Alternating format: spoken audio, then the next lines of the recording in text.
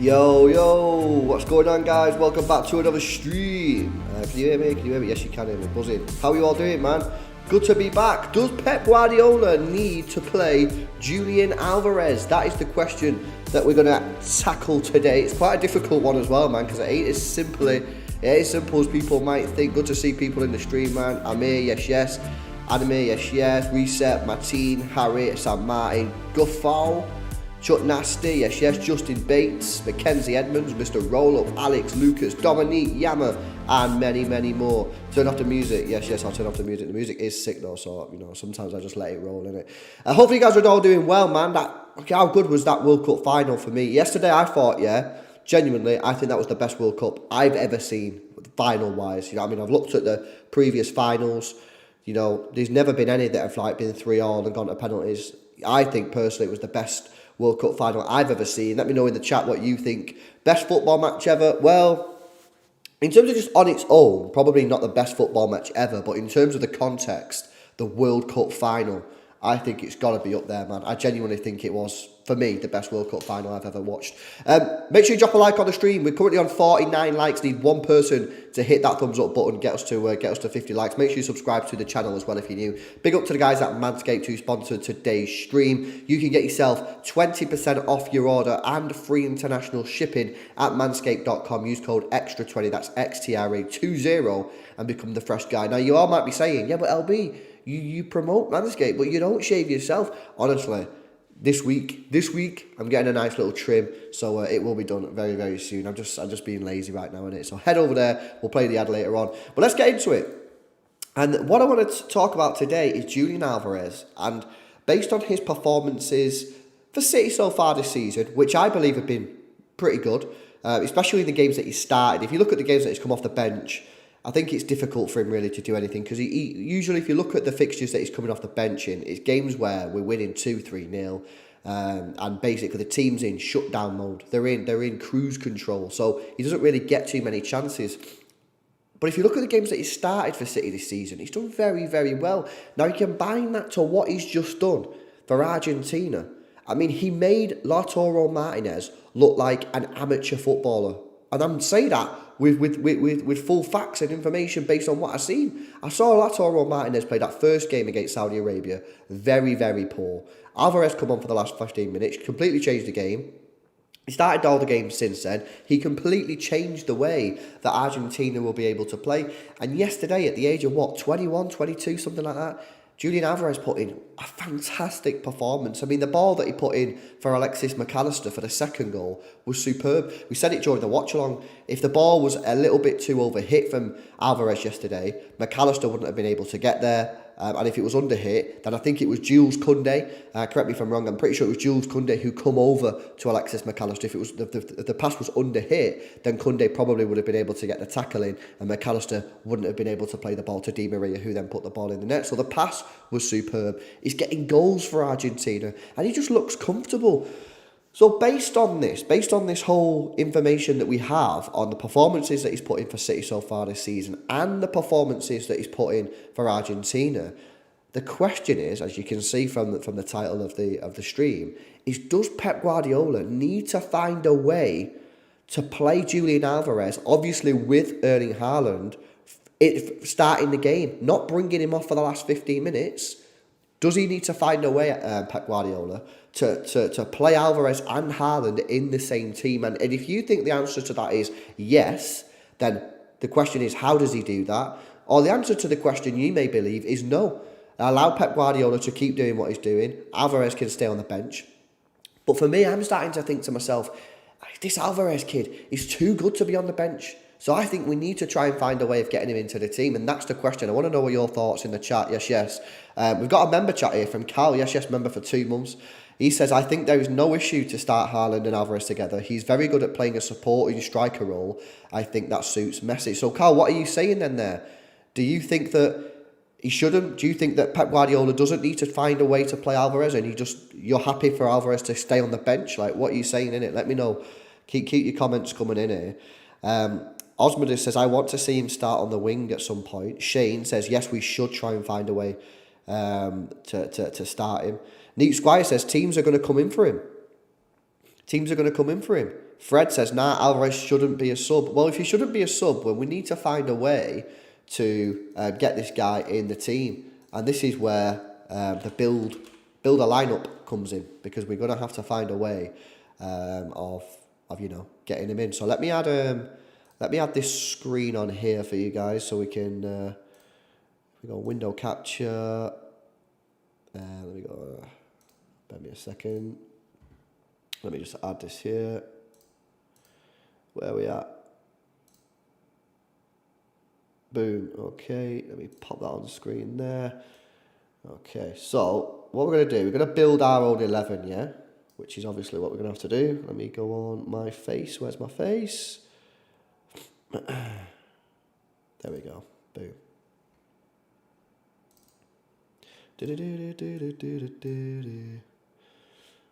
Right, okay, let me just make my space a bit smaller than that. There we go. Okay. Right, so let me just change.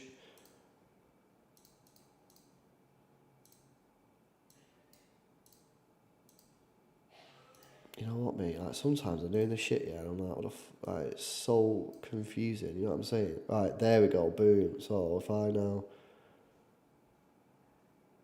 what am I doing, mate? You know what I mean? I look at myself sometimes. I'm like, I don't even know what I'm doing, boys. I don't even know what I'm doing, lads. I don't even know what I'm doing. Right, there we go. Boom. Why is that not showing up now? You know what I'm saying? Oh my god. Boom, right, finally. Oh my god, you know what I mean? When Jordan's not here, lads, you know what I mean? I don't know what I'm doing. Right, let me get that up there. So, let me first of all change the colour in it. Let me change the colour. Which colour is us? Probably that colour there, yeah? We happy with that? Right, I probably need to just realise, you know what I probably need to do here is move my face in it. I mean, how do I do that though? Do I just go over it? I go over it, innit? Yes, lads. Yes, lads. What a technical LB this is. You know what I'm saying? Right, but if I go over that way, that's probably better, isn't it? Right, it's just fucking hard this, you know. Alright, don't chat to me about what you've got an easy job. It's solid. Right, okay, cool. You can see it, right? So how do we do it then? Is it 4-3-3? What's the best formation? You know what I'm saying? How do you get him in the team? If we're going to get Alvarez in the team, how do we get him in the team?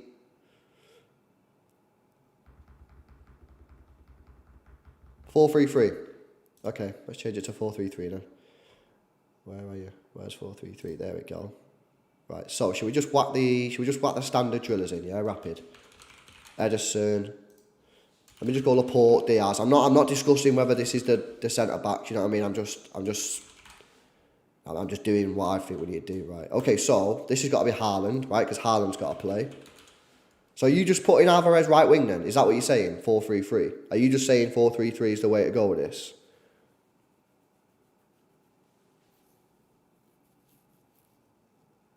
Okay. So you want to play Alvarez here, yeah? Let's just put Foden here for the time being. Got Bernardo there. KDB there. Walker.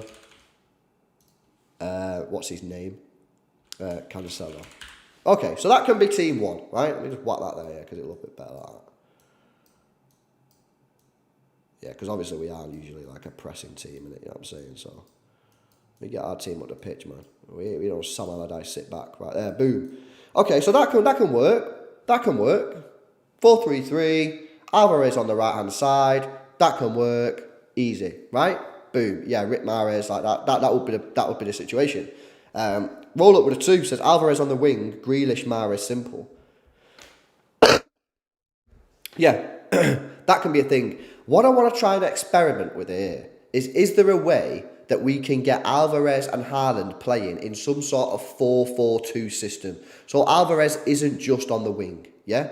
Because some people might look at this team and go, yeah, okay, you've got Alvarez into the side, but, you know, it's a bit dead because he's playing on the right wing and he's not playing as a striker. So let's have a look at another formation. So Payton wants to go 4-1-2-1-2. Jake Sweeney wants to play 3 at the back with a 3-5-2. Let's go for the 4-1-2-1-2 first, and then we'll do the other one. So 4-1-2-1-2. Okay, so you want to play something like this, yeah? So Alvarez, Haaland. So who would play in this pocket? Would it be KDB? Would you want KDB in this pocket role here, or would you want him playing like a little bit deeper? You know, sometimes KDB drops deep. Do we want him playing behind the striker? In this formation, you want KDB playing in behind. I mean, that's pretty sick, to be fair. You want Foden, Guffal. Foden plays that role. Foden. A lot of people saying Foden, man. Foden behind the striker, KDB in behind the striker. Let me do a little poll on this, because you guys are split. Who plays in behind the strikers in the 4-1-2-1 system? Foden, Kev. Yeah, let's have a little poll there, guys, because you can't decide, innit? Some of you are saying Foden, some of you are saying KDB. Let me know in the chat, innit? And in the poll, have your vote there. And make sure you smash a like on the stream while you're at it. It's not FIFA, Alex. It's not FIFA, bro. We're just having a little bit of a laugh, innit? You know what I'm saying? A little bit of a chat about how... Because to be fair, bro, you say it's not FIFA, but a lot of people do want Alvarez to be starting here. So we need to try and find a way, or Pep needs to try and find a way of getting Alvarez into the side. 78% of you have gone Foden. I did not expect that. Okay, we can deal with that. So Foden. This would obviously then be Rodri. So what you're saying, Bernardo and Kev here? Bernardo and Kev there, yeah? So do you want Walker bombing down the wing or what? Because he ain't great at putting crosses in the box.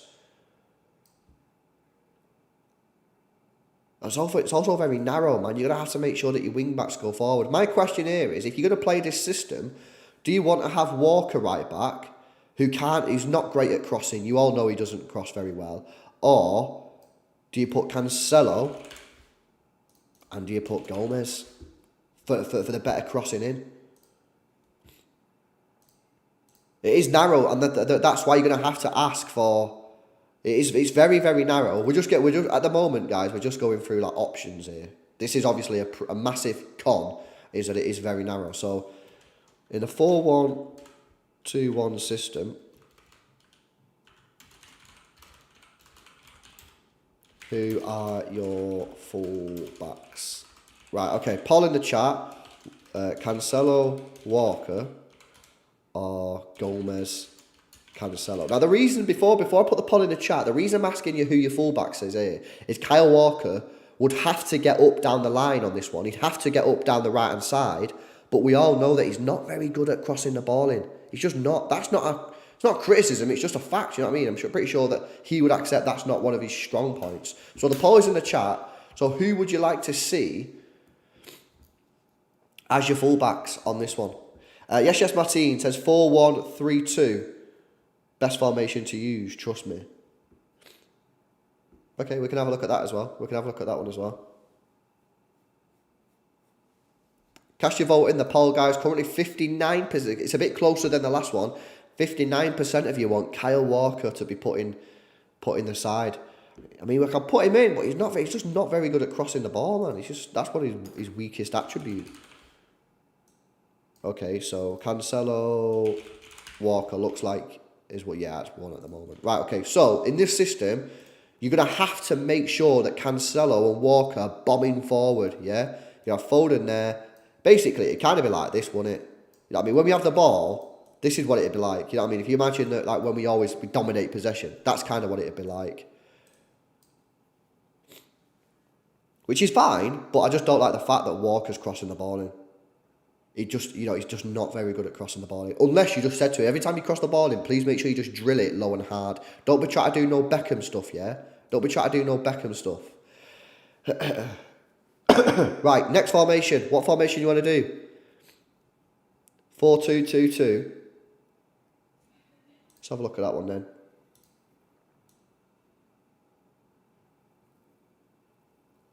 They don't have the 4-2-2-2.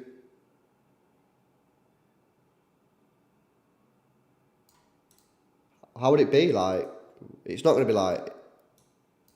Would it be like that? I don't know. How would the 4-2-2 system be work? Like, would it work like that? Is that the 4-4? Is that the 4-2-2 system? You'll have to let me know, innit? Is that how it would be? The 4-2-2-2. So how would you have that one then? Would Kev play right wing? Surely that ain't right. So Rodri would be here, innit? Rodri would be there. Would it be like that? Or would this be Bernardo? Or would it be Gundogan?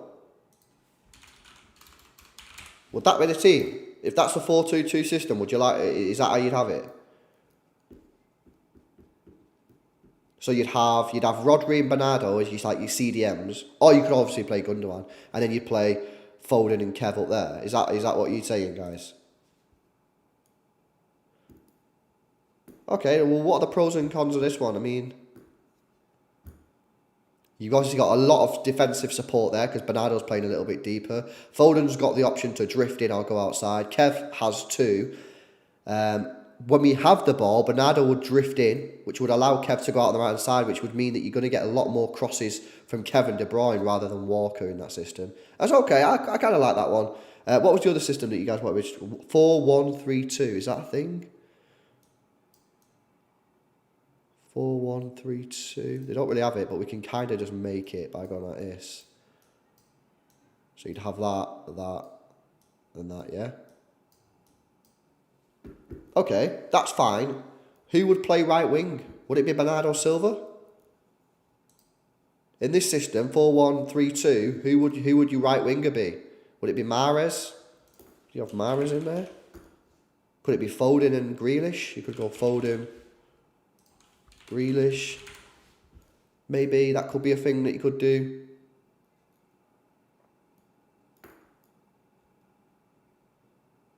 Oh, you can't see it? Why can't you see it for, innit? That's weird. Let me add a new one. Honestly, man. I don't know why you're just crashing it. You didn't crash for me. Boom. Ah, there you go. Yeah, but you don't want it that big, innit? You know what I mean? That's just jokes, man. Why are you doing that for, innit? Boom. Right, there you go. So that's the system that I'm looking at there, yeah? On a 4-1-3-2 system. Who would your wingers be? You know what I mean? Would it be Foden, Mahrez? Would you play Bernardo on the right hand side? I don't know. Get Grealish out of there. Bro, he's hating on Grealish, man. Oh, shit. So you go Foden, Bernardo? Is that what you do?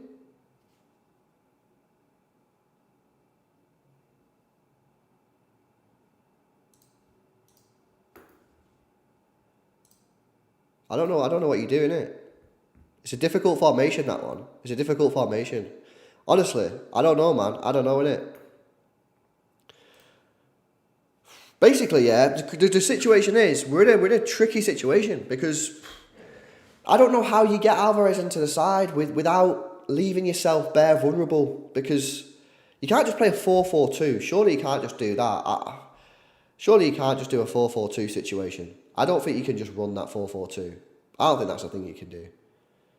So, I don't know, guys. Let us know in the chat, innit? Keep it coming, man.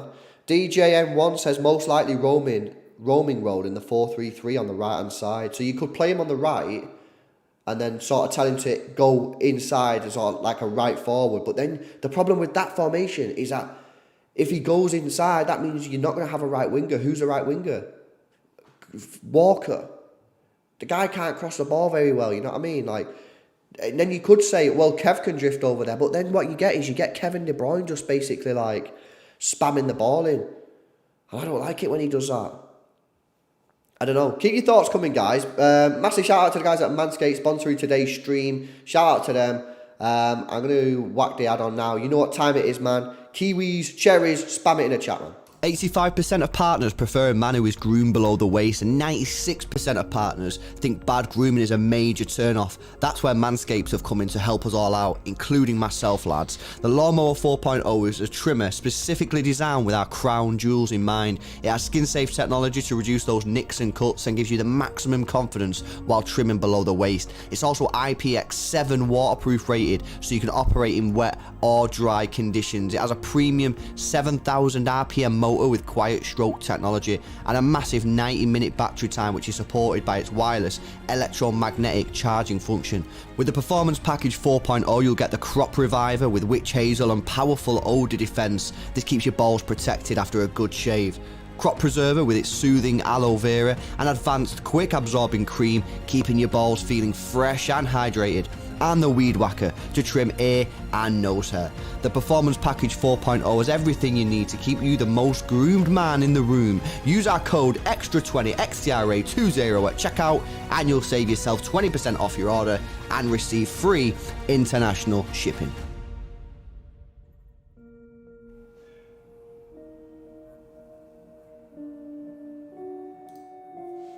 Yes, you know the drill.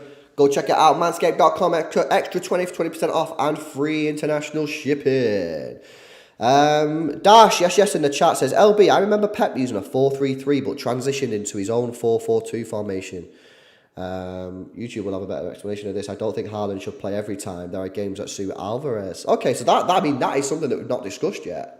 Is that a thing that people agree with? Is the games that you think that maybe Alvarez should start over Erling Haaland? Just in terms of the way that maybe the opposition play might suit Alvarez a little bit more than Haaland. I don't think you're going to have a lot of people agreeing with you on that one, in my opinion, Dash. I think most people will just say, nah, like, if Haaland's fit, Haaland starts. Maybe, like, if you're playing a lower league team in the FA Cup at home, then maybe people might agree. But I think generally, people will just say, nah, if Haaland's fit, Haaland has to start, bro.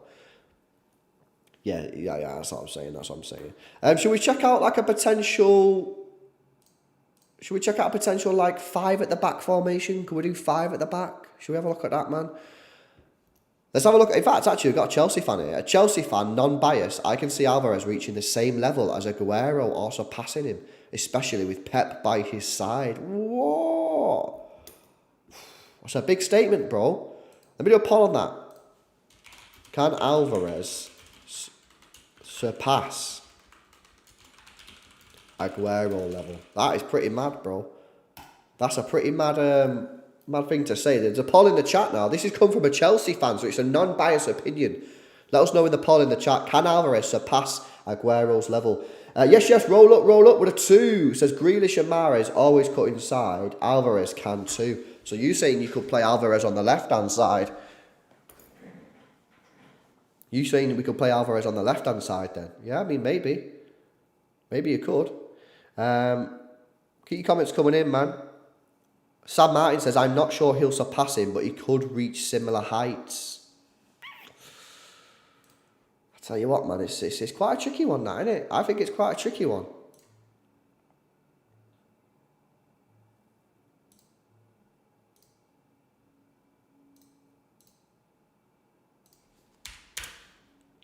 What else are you guys saying? We can't sacrifice Alvarez for a player who has already told us he will leave at some point. Says unknown.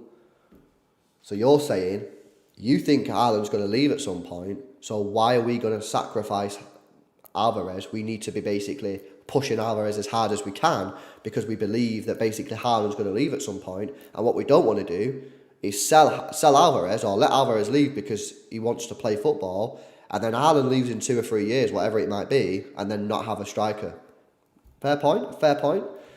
Massum, yes, with a 2, says, when are the English lads and Portuguese lads back today? I thought it was today, bro. Let me check Twitter out. Let me check the Twitter. I thought it was today, man. Done nothing on socials at the moment. Must be in the next couple of days, bro. Must be in the next couple of days.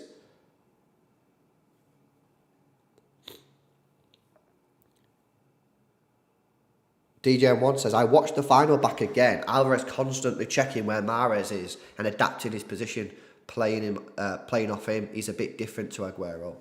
I don't think he's like exactly the same as Aguero. I think there are similarities, but I don't think he's like legit regen. I don't think he's a carbon copy. I think he has his own thing.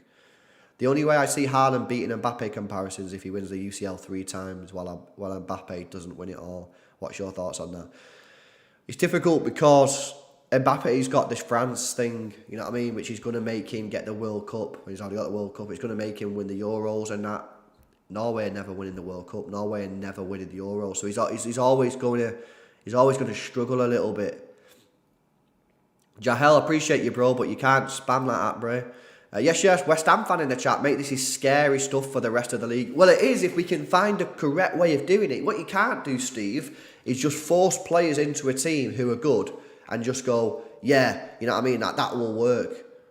You know, that's not how football is, you know that, you know what I mean? You can't just play Haaland, Alvarez, KDB, Grealish, Mahrez, Foden, Bernardo, Gundogan in a team and go, that'll be fine. You've got to find a way of getting these players into a team where they all can gel together and that the formation suits them all. Otherwise, it'll just be a complete mess. And that's the thing that I'm not convinced that we've found. Could Alvarez be viable at right wing? Yes, he could be viable at right wing, but then, you know, he's not a right winger. He is a striker. Based on what I've seen for him play for River Plate, Man City and Argentina, he is a striker. Now, if you play him as a right winger, and you're smashing the other team, like there'll be some games where I think you can get away with it, right? Where, say we're playing someone at home, we dominate possession, and 90% of the game is played in the opposition's half. You can probably get away with it there by playing right wing, because what you can say is you're right winger, but really you're not. Because when we've got the opposition pinned back, I want you to go inside and play as a second striker. The problem is who drifts over to the right-hand side, A, to give us width, 2, to give us a crossing opportunity, right? Do you want it to be Kevin De Bruyne? Pros and cons of that. 1, if he gets the ball and puts the ball in the box, it'll probably be a good ball. The con to that, or another 2 cons that I see. The first con is that we've seen it time and time again where Kevin drifts out to that right-hand side and basically just plays as a right winger and just turns into cross-Chester City and cross-Chester Kev. And if it doesn't work, it's just a waste. And that brings us on to the second con of Kevin De Bruyne going over playing on that right-hand side, is that you then not got Kevin De Bruyne in the middle, where he's probably more dangerous, okay? Who's the other player that could go out there? It could be the right-back. Well, who's the right-back going to be? It's going to be either Kyle Walker or Cancelo. Well, if it's Cancelo, the pro of that is that Cancelo's putting crosses in. That's decent. We like that. I think he can put a good cross in myself. And I think he'd hold that right side better than Walker. The con to that is that now Sergio Gomez plays on the left-hand side. Is it not necessarily a bad thing when we've got the ball and we're dominating for 90 minutes because he puts a good cross into the box?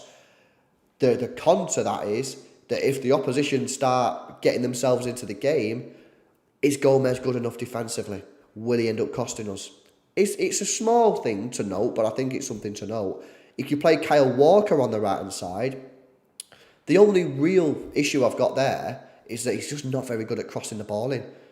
He can do it when he drills it low and hard. I think that's not an issue. I think the problem is when he goes for the the crosses, the Beckham crosses, when he tries to swing one in the air, he ain't good at that, man. So the only real way that I would see it is you play Alvarez on the right-hand side, but if Walker plays right back, you got to tell Walker that when he's putting crosses in, try and keep them low, which then kind of defeats the object of having Haaland, the big lad, in the air, which, you know, he can still score by using his feet. Or you play Cancelo there and put Gomez on the left back spot, which people won't like because people are not massive fans of Gomez. I mean, it is a great problem to have, but it is a problem that you need to find a fix, otherwise it'll just be a mess. Make sure you drop a like on the stream, guys, if you've not done so already, man. We're 6 likes away from 150, so please hit that thumbs up button. Get those likes up for us.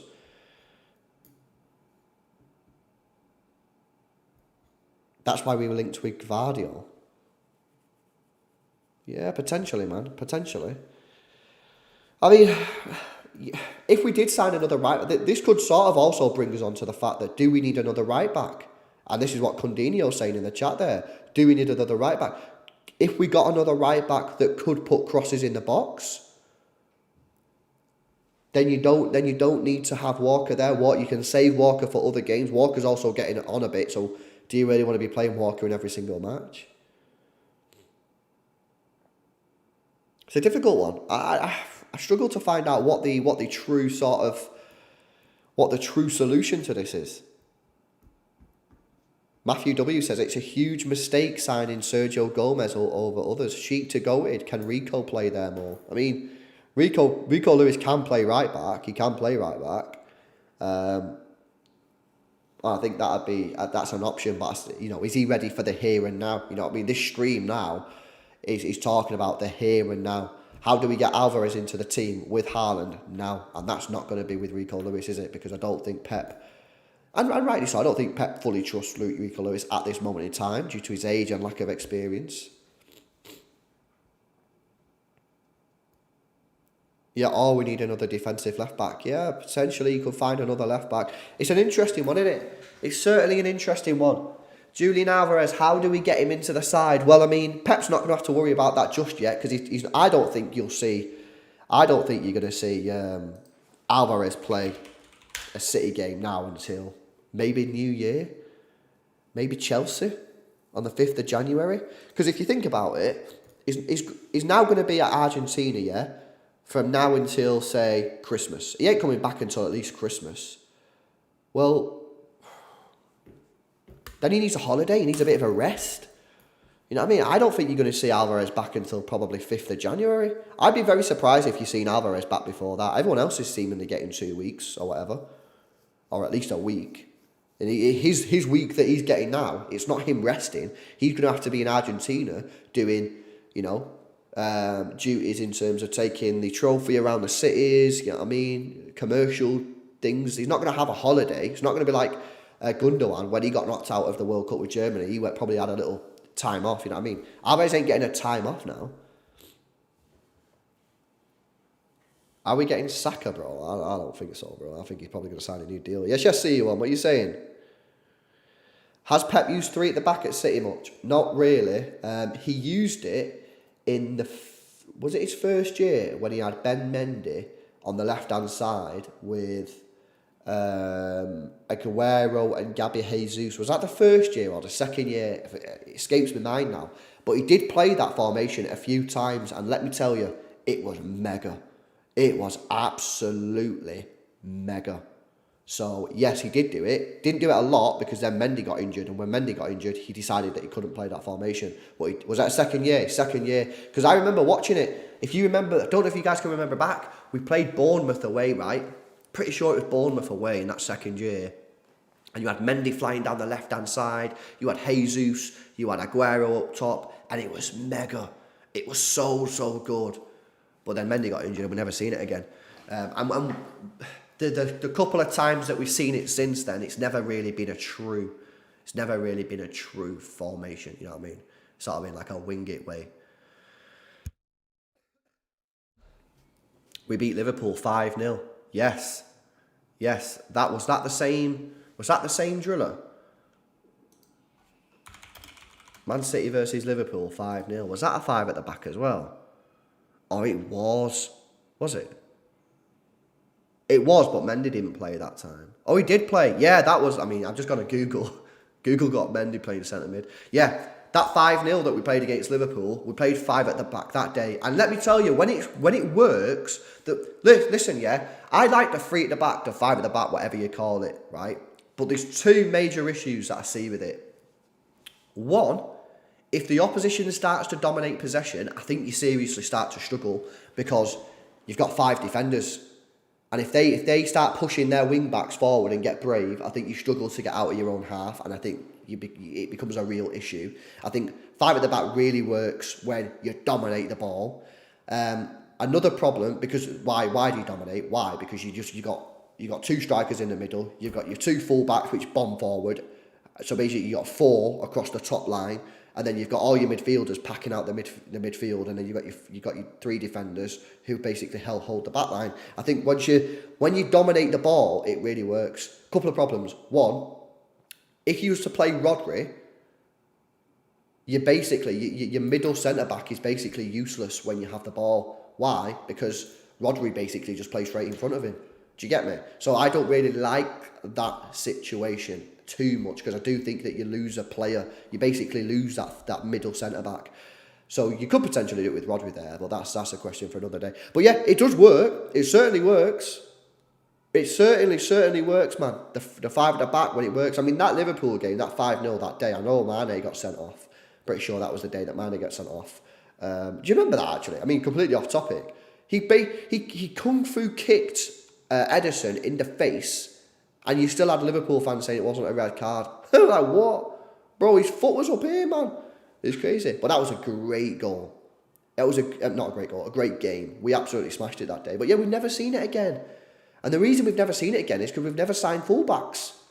We had Zinchenko, who cut inside. We had Delph, who cut inside.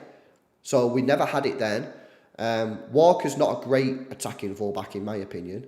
So we've never been able to play the 5 at the back since then. So yeah. So look, I don't know. Can we get Alvarez and Haaland in there? Yes. If we do it, it won't all be plain sailing, and there could be occasions where it just stinks the gaff out. But we certainly have the ability to do it. Flashback to Delph. I know. Listen, Jake. Delph did a solid for us for the majority of his career at City. There was a couple rocky moments, of course, but for the majority of it, he did all right, man. He did all right. Because you remember, like, the Wigan game, yeah, he did shit there. The Tottenham game in the Champions League, he shouldn't have even been playing that day. So, you know, I respect the GOAT, man. I respect the GOAT, Delph. Fabian, yeah. So, yeah, I mean, that's it, really. Does he need to find his way in? I think once he comes back from this little holiday that he's going to end up having, it'll be interesting to see what happens. Will Pep Guardiola be able to find a way of getting Julian Alvarez into this Manchester City side with Haaland? I think we did it against Forest. In fact, that's a thing, actually. What formation did we play against Forest? Let me have a look. Fixtures. Let's have a look at what formation. Because I remember that Alvarez and Haaland both started that game, and we won 6-0. Let's have a look. What did he do that day? So he played Ederson, Walker.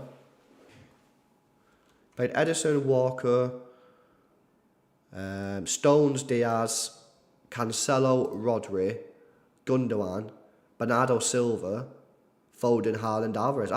Kev was rested that day. As if he was rested. That's pretty mad, isn't it? So Alvarez played on the right-hand side. Scored 2 goals. Haaland got a hat-trick. Cancelo got the other one. Let me get this up on screen for you, actually. Then we can... so you can see what I'm chatting about. Where are we at? Desktop. Boom. Right, let me whack it there for you. So that was the team that we played that day, according to Transfermarkt. And obviously we slammed Forest. Now, you know, yes, okay, Forest, not a great team, you know what I mean? They're struggling a lot, but, I mean, that's the side. Could you just do that again? Yes, 55. How you doing, bro? Thanks for the 2, man. Says just joined. The fuck can Alvarez surpass Aguero? Hell no. It was actually a Chelsea fan who said it, bro. A Chelsea fan said his non-biased opinion is that he didn't say he will. He said he could do, which I think he could do. He could do. You never know. But yeah, that's the team that we played against Nottingham Forest. We won 6-0. Alvarez got goals. Haaland got goals. See, you want to see that back four again? Yeah, I want to see that back four again. I want to see that back four.